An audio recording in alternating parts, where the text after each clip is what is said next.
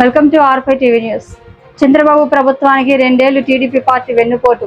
Party ఆవిష్కరణ కార్యక్రమానికి మిణితూరు మండలం కన్వీనర్ తువ్వ లోకేశ్వర్ రెడ్డి ఆధ్వర్యంలో చంద్రబాబు వెన్నుపోటుకు 2 ఏళ్లు కార్యక్రమానికి నిర్వహించడం జరిగింది.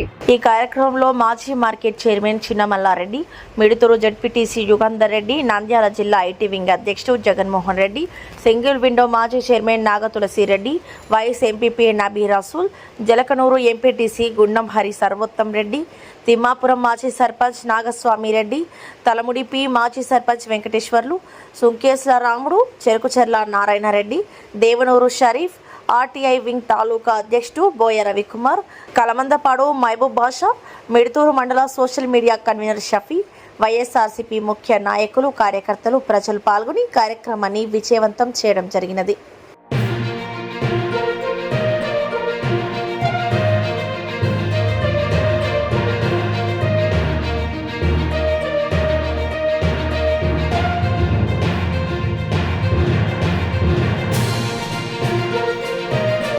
విత్తనాలు మరి సరసమైన ధరలకు మందు సంచులు ఇప్పించి రైతు బాంధవుడిగా అకౌంట్లో వేసి ఇప్పుడన్నా నేను బాబును కాదని నిరూపించుకుంటాడని రైతులు ప్రజలు ఆశిస్తున్నారు.